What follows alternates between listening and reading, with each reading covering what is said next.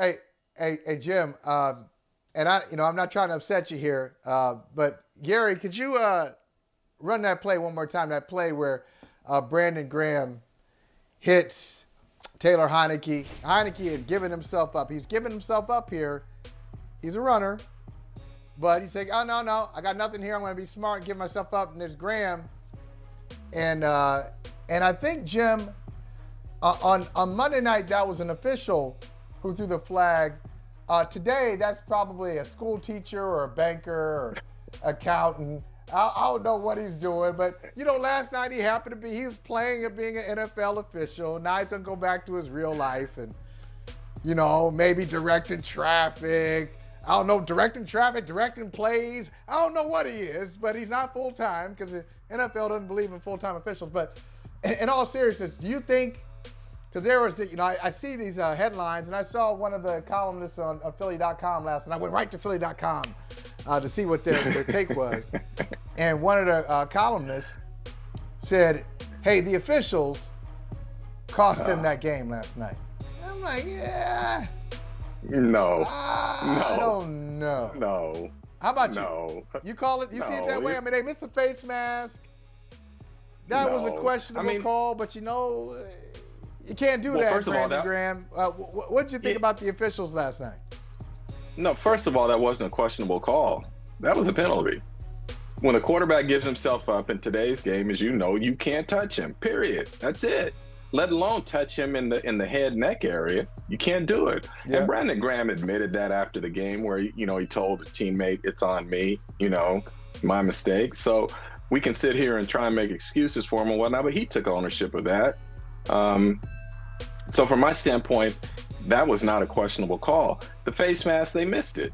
Bottom line, but the reality is the Eagles committed how many turnovers? 3? They had 3 all year, and they committed 3. You get a deep ball down the field, sets you up in a position to go and win this game, and you fumble it away. Things like that. That's what cost the Eagles. So I'm not putting this on the refs at all. The Eagles didn't play a clean game, and I think if they're being honest, they would acknowledge that as well. It's no crime in saying, we beat ourselves today. No, it wasn't the officials. And when I say that, I will also say, man, there's been some bad officiating this year. Oh, some awful officiating. Yes. Okay. Yes. And I don't even think, Jim, last night's game was the worst example of it. I think Buffalo, Minnesota. No. There's so many things that happen in that game. Not to mention, hey, there are 12 guys right there. All you got to do, part of the job is just count 1, 2, 3, 4, 5. Okay. So you mean to tell me the math teacher didn't catch that? The math teacher right there? He couldn't get it. But no, you know what? The biggest one, though, the biggest one for me, and I don't understand, this is so correctable. We know that, okay, here's the Gabe Davis play. It wasn't a catch. They called it a catch. That was huge for Buffalo. Allows Buffalo to kick that tying field goal, send it to overtime. But everybody knows coaches don't have a challenge in the last 2 minutes because the league says they don't want coaches to kind of manipulate this thing to kind of, buy an extra timeout. So throw it, I don't want you to kind of compromise the last 2 minutes. I got it. Okay, if that's the case, then the officials, in my opinion, should be even more steadfast, more on alert. As soon as the 2-minute warning comes and they see anything on the field, they should review everything. Even if it's like, oh, that's obviously a catch, come back and review it because you don't want this conversation. Here we are on Tuesday. We're still talking about a mistake on Sunday. I know a lot of those guys probably got called on the actual carpet or virtual carpet by their bosses and said, what the hell are you doing? How did you miss that? To avoid all that, just slow it down a little bit. Either you have 2 options.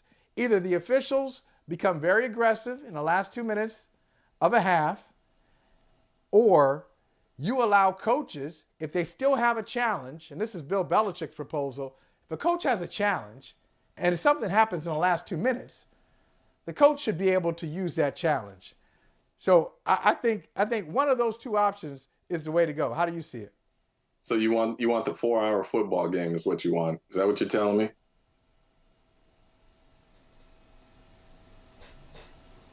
Hey, I'm man. just asking. You want the 4-hour football game? Is that what you want? How long? Okay, you tell me this. How long was that game? How long was that game on Sunday? Bro, I don't know, Buffalo, but Minnesota. here's what I do know. Nobody was complaining about the length of game. Why were people celebrating in part? Why was the league celebrating the Charger 49er game? Because it was just over 3 hours.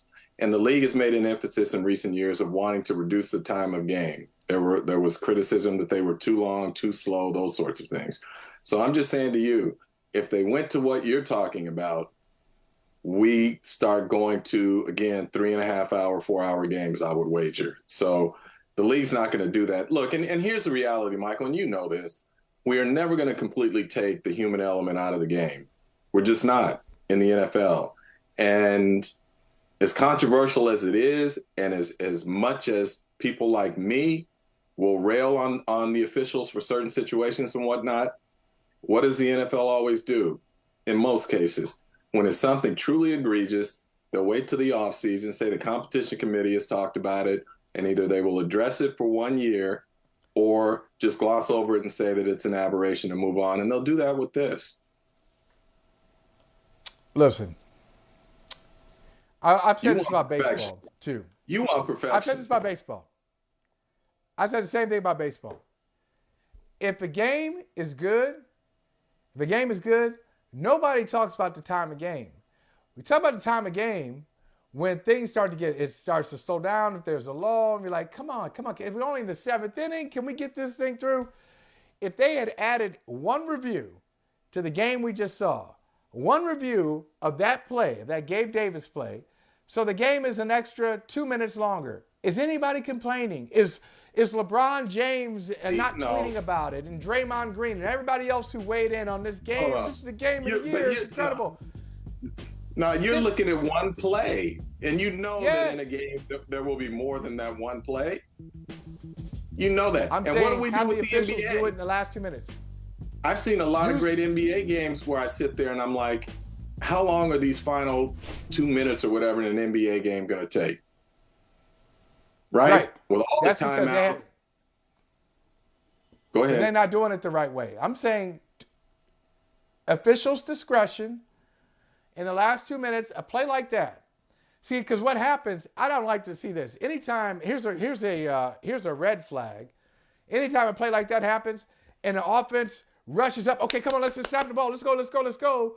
Before they have time to review it, you know something is wrong about that. I'd rather them get it right and have an extra minute than to have a nice, tidy game and you come out of this thing saying, man, it never even should have come to that. They got that thing wrong. But anyway.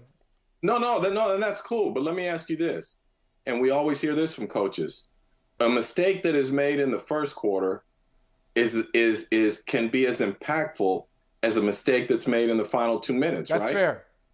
Right. So by that standard, should we from Jump Street, anytime we see a team rush up to the line after a play, do you stop the play there and say we want to look at it and make sure the officials got it right? No, I don't believe that. My point is, look, in the last 2 minutes, like coaches have to use their discretion in the first, 28 minutes of each half when they have control.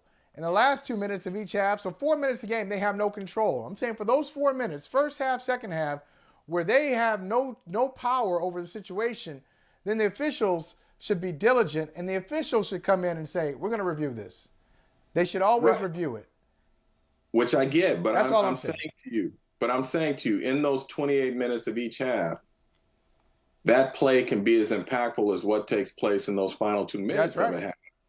So if a coach sees a team rush up to the line, should he have to burn a potential timeout and not have the same sort of access to review that an official would have in those final 2 minutes, right? Because they've got New York back there, everything else. The coach is going to say, why don't I have the same thing that the officials have in those final 2 minutes, right?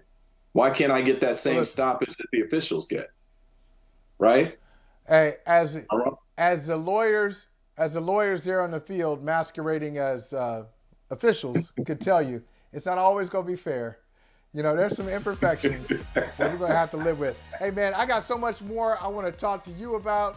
Let's take this break. I want to get your take. I want to get your take on, you were in Las Vegas for the Colts-Raiders game. I want to hear you on that. And I also want to talk to you about James Wiseman. So let's take a break and come back and talk about that stuff. Hey, thanks for watching Brother from Another on YouTube. Make sure you hit subscribe before you leave, and be sure to watch us 3 to 5 p.m. Eastern Time on Peacock. Appreciate you.